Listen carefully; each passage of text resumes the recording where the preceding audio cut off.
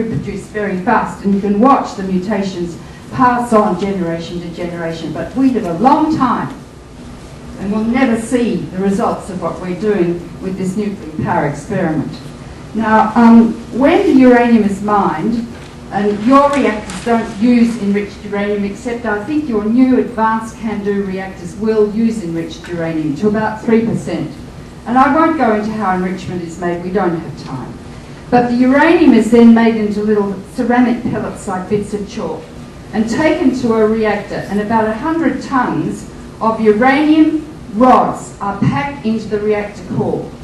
The rods are made of zirconium because it has a high melting point. There are moderating rods of boron, and when pulled out slowly, the whole thing reaches critical mass and the atoms start breaking apart spontaneously. Tremendous heat is produced. The amount of heat or energy is E equals mc squared. Who developed that formula? Einstein. Good. And it's a hell of an amount of energy. Well, this is all immersed in water, so all this does is boil water, and as Einstein said, nuclear power is a hell of a way to boil water. The steam generator is taken off, which turns the turbine, which generates electricity. So all it's designed to do is produce to boil water. 200 new radioactive elements are made in the reactor that never existed before, or virtually didn't. The uranium becomes 1 billion times more radioactive than the original uranium, and there's as much radiation in the reactor as 1,000 Hiroshima-sized bombs. Think of where you live. Think of where you live. Peace River, and near you they want to build 2 of these things. Now, as a reactor, and it uses 1 million gallons a minute. As a reactor operates, it normally emits radioactive elements. They're called routine emissions. As if it's okay, don't worry about it. And I'll go through them into the water and into the air. And particularly your reactors emit lots of tritium. Now the nuclear industry says, don't worry, that's only radioactive hydrogen. But the truth is that tritium is very carcinogenic, and the only thing that stops the release of tritium is gold. It gets out of everything else, and you can't operate reactors without this escaping continually, but particularly your CANDO reactors make a lot of it. And it gets into the air and combines with oxygen to form tritiated water. And if there's a lot of fog, and I hear you have fog here in this valley, there's tritiated water in the fog, and actually tritium is the only thing that gets through the skin. The skin lets nothing through. It's the most important organ of the body, protecting us. But tritium gets through. It also combines in your food, so if you're growing food and there's tritium coming out from the reactor, you could be eating tritiated food or inhaling it. And tritium actually combines in the DNA molecule. It causes brain tumours, muscle tumours, and various cancers. It's scary stuff, so scary the nuclear industry, if you look up their Journal of Health Physics, have done extensive studies on tritium. Produces genetic abnormalities and deformities, fetal deformities too. So a lot of tritium gets out of your reactors. It's got a half-life, I think, about 12.1 years, so it lasts for about 100 years. It's around a long time. I stress again, if you get a cancer, you won't know what caused it. The other things that get up routinely are noble gases, krypton, xenon, and argon. And they say, look, they don't matter because they don't combine in the body. But in fact, they are absorbed through the air sacs of the lung, the alveoli, and they get into the blood, and they're very fat soluble. So they tend to go to the abdominal fat pad and upper thighs where the testicles and ovaries are located. And they're, as I said, the most important cells in the human body because they hold the genes for all future generations. This one decays to strontium, and I'll get into that in a minute. This one decays xenon to cesium. They're very high energy gamma emitters like X-rays, so they go along, the radiation goes a fair distance, and so the gonads can be irradiated. And these are routinely emitted all the time. They can't stop them being emitted. So if you live near a reactor, you're in danger. A recent study done by Germans who are meticulous with their data studied 16 nuclear power plants in Germany and looked at children less than 5 years of age. living less than 5K from the reactor.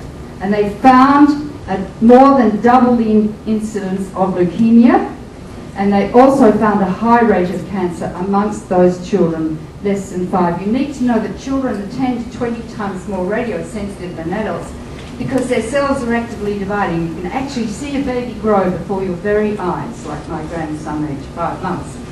And so when cells are actively dividing, they're very sensitive, the genes, to being damaged by radiation. Now, every year, 1/3 of the spent fuel rods, or 30 tonnes, are removed from the reactor and put in what is called a cooling pool. In America, I don't know about your reactors, they're often placed on the roof of the reactor. And they're put on racks, these rods. One rod is so radioactive, if when you get it out of the reactor, you stand next to it for a couple of seconds, you'll get a lethal dose of radiation and die within days with your hair falling out, bleeding around the gums, bleeding from your rectum, your vagina, your mouth, and you'll die of massive hemorrhage or infection like AIDS patients die, because the actively dividing cells of the body are killed: gut, blood cells, and hair. And they're also thermally very hot, so they have to stack them in these cooling pools, and the water has to be circulated. Now, there is 2 to 30 times more radiation in the cooling pools than there is in the reactor itself. And I told you how much is in the reactor. If you're a terrorist and you want to damage, a city or a large area or a farming community, you just shoot a hole in the concrete of the cooling pool, lose the water, and you have a meltdown in the cooling pool. And in here, there's a study from Princeton describing meltdown in the cooling pool, which is much more serious than the reactor meltdown. Chernobyl did melt down. It was being run by a specialist in hydroelectricity, a really stupid man, and he was doing an experiment and it didn't work, bringing the power levels down very low, and suddenly there was a massive explosion, the control room filled with white dust, and he said to his 2 young men, "Go out and see what happened." They went out and they came back and they said, "It's gone." He said, "What's gone?" They said, "The reactor's gone." He said, "Don't be ridiculous. Go back and check." The reactor had gone. And I want to show you this map. This is Europe, obviously. It's not a good slide, and I apologise for that. But here's Scandinavia, here's England. The reactor is just about in here. I'm sorry, but I have to describe to you, the very dark pink areas are places where people cannot live, but they do, because it's so radioactive. The wind changed 360 degrees in the first 24 hours. It burnt for over a week, 10 days. The radiation was first picked up in Scandinavia, and Gorbachev denied it for 10 days. 40% of the European landmass is still radioactive and will be for hundreds of years. The farmers growing lambs in Cumbria and Wales, the government went to them and said, "You've got to close your farms down." They said, "Why?" And they said, "Your lambs are full of cesium-137. And they said, "Well, how long do I have to close the farm down for?" And they said, "Oh, about 100 years. But it's not. It's 600 years. And I show you this slide to demonstrate that one accident caused by one stupid man, and it happened at 3 Mile Island too, and it can happen at any reactor, including yours. And there aren't many new reactors being built. All the reactors in the world are old reactors anyway. 3 Mile Island or Chernobyl designed. One accident can contaminate a continent. I do not buy European food now. I look very carefully. I asked the man in Melbourne, Australia, who tests the food coming from Europe, "How do you test it?" And he said, "Oh, we do random spot checks," meaning you don't pick out various... Oh, hell. I've only just started. And I said, "Well, what do you do when you find radioactive food?" He said, "Oh, we dilute it with non-radioactive food. It reconcentrates back in the body." We need the lights on again, please. Just strontium-90 is made in reactors. It goes to bone, causing bone cancer and leukemia. It lasts for 600 years.